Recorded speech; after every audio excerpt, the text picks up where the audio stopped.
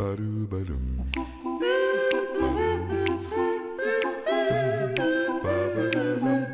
Bam. Nous allons découvrir aujourd'hui un ouvrage présenté par Patrice. Bonjour Patrice. Bonjour Bertrand. Aujourd'hui Patrice, tu nous emmènes dans l'univers de Thomas Cantaloupe. Alors Thomas Cantaloupe, à la base, il est journaliste. Depuis combien d'années? Depuis toujours. Il a toujours été journaliste, depuis 25 ans, je crois. Il a travaillé à l'Humanité, à Marianne, et très récemment, son dernier poste, c'était de travailler chez Mediapart. Mediapart qu'on connaît bien, hein, qui sont des dénicheurs de problèmes, on va dire. Hein. Voilà, Hein. en quelque sorte. Il publie son premier roman en 2019 et il décide de se consacrer à 100% à l'écriture de fiction, de romans et de scénarios.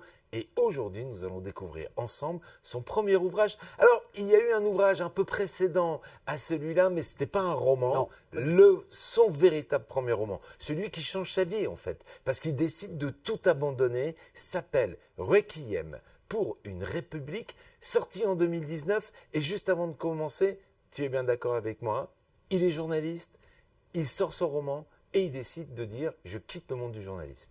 Alors, il quitte le monde du journalisme et ça se sent dans son livre. Je vais en parler évidemment. Et ça se sent que c'est un journaliste parce que ce roman est très documenté. Il est sur une période qui nous fait parcourir le début des années 60, juste avant les événements pour certains, ou la guerre pour d'autres. Ça dépend comment on veut l'appeler, la guerre d'Algérie. Les années 60, c'est juste avant le départ des derniers en 62 qui ont quitté. Donc il y a trois personnages. Il y a un jeune inspecteur qui est... Ça se passe en France. Ça se passe pour la plupart du temps à Paris. D'accord. Il y a un jeune inspecteur qui, au départ du roman, il est assez naïf. Enfin, moi, je le trouve assez naïf. On le voit changer d'état d'esprit au fil du temps. Il y a un Corse qui, lui, a des valeurs morales très, très fortes et très établies. Et ce garçon... Un nationaliste, en fait. Pas tout à fait. Pas non. tout à fait. Moi, il me plaît beaucoup ce personnage parce qu'il est... il est sûr de ce qu'il dit. D'accord. Voilà. Et donc j'aime bien. Et puis il y a un type qui est complètement fou, qui est un peu fanatique et qui est difficilement maîtrisable. Et tous les trois, ils ont un adversaire commun. C'est un tueur sans foi ni loi, très sanguinaire. Alors on se demande, et c'est le fil rouge de ce bouquin, c'est ils ont un adversaire commun. Vont-ils s'allier ou chacun y aller? Ah oui, puisqu'il y a un flic, il y a un fou militaire, un garçon qui est un homme qui a été militaire, qui est encore militaire. On ne sait pas bien, donc c'est une période assez troublée, hein, les années 60. C'est juste après la Grande Guerre. Et c'est une période où la France a eu du mal à comprendre ce qui se passait là-bas, de l'autre côté de la Méditerranée. Et dans cette recherche de ce tueur, on se demande tout au long de ce livre s'ils vont s'allier pour le neutraliser, parce qu'il fait du dégât. Tout ça mélangé avec la vie de l'époque, des années 60, qui est vieille quand même, qui a 60 ans. Hein.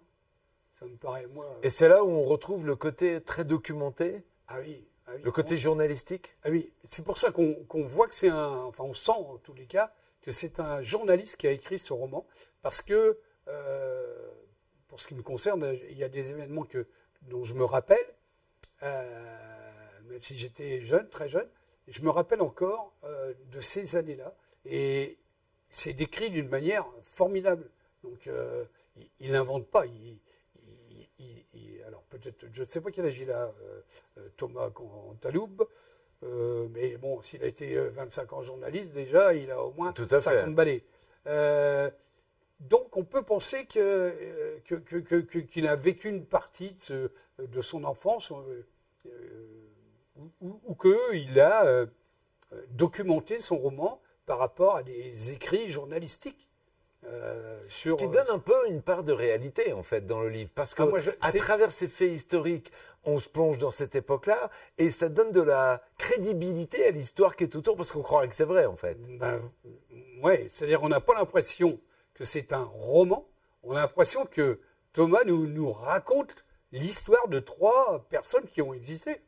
Alors que c'est bien un roman. C'est un roman, c'est sûr. Mais un roman qui va chercher très très profondément des faits réels. Donc des faits réels, à l'époque c'est De Gaulle, à l'époque c'est un gouvernement qui a utilisé des méthodes, moi je me rappelle de certains que je ne citerai pas, de Saint-Quentin qui fait partie du service de la SAC.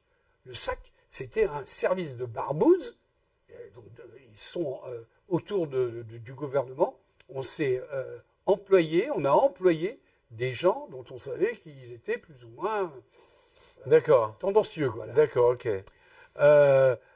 Et c'est ça qui est intéressant parce que on croise à la fois des personnages connus, notamment Mitterrand. Voilà. D'accord. Ouais. Qui est cité dans l'ouvrage. Ouais. Voilà. Et puis d'autres personnages dont on se rappelle, dont on a eu le nom. On connaît le nom. Et puis, moi, c'est vraiment un bouquin qui m'a enchanté. Il a un deuxième livre déjà, qui est aussi ancien que celui-là, puisqu'il est paru chez Folio. J'ai acheté les deux en même temps. En parallèle, c'est une enquête policière un peu, parce que forcément, il y a une enquête, il y a une histoire. Il y a même plus qu'une enquête, parce qu'il y a une enquête par le policier, mais il y a une enquête pour d'autres raisons par le Corse, et il y a une enquête par d'autres raisons, par l'ancien militaire. Alors, sans tout nous dévoiler, qu'est-ce qui relie ces 3 personnages que rien ne pourrait relier comme ça? La personne qui est décédée ou les personnes qui sont décédées? Non, plus...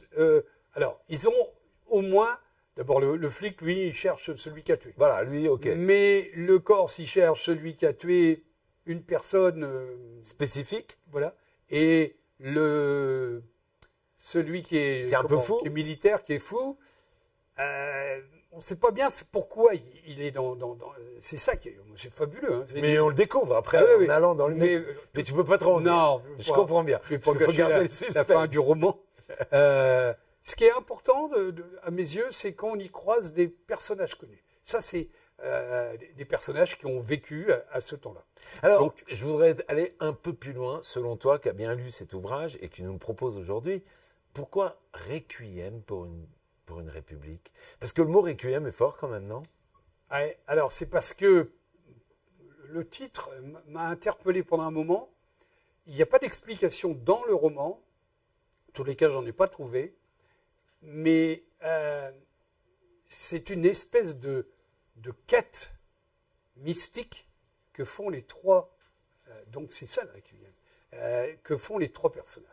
Bon, eh ben, écoute, merci beaucoup, Patrice. Ça a l'air d'être passionnant à découvrir. C'est pas alors, 2019, c'est son premier ouvrage. Pourquoi tu as choisi celui-là alors qu'il vient même de sortir un nouvel ouvrage en 2023? Parce que j'ai acheté. Tu voulais commencer par le début? Je voulais commencer par le commencement. Par le commencement. Et est-ce qu'il y a une liaison dans l'écriture? Dans l'écriture, oui. On sent que c'est écrit par un journaliste. D'ailleurs, le deuxième roman s'appelle Fracas. Et c'est un peu la suite de ce roman-là. J'en parlerai peut-être. Et pour l'instant, il n'est pas dans mes tablettes. Alors, tu l'as découvert chez quelle édition? Enfin, tu nous le Dans l'édition Folio, en poche, donc pas très cher. Donc, on rappelle l'auteur et le titre. Thomas Cantaloupe, Requiem pour une république, et c'est paru chez Gallimard. Alors, si vous cherchez un roman marquant, un roman addictif, il faut absolument le lire. Si, bien entendu, vous aimez un peu ce genre littéraire qui mêle la fiction à des pages de notre histoire. Merci Patrice. De rien, Bertrand.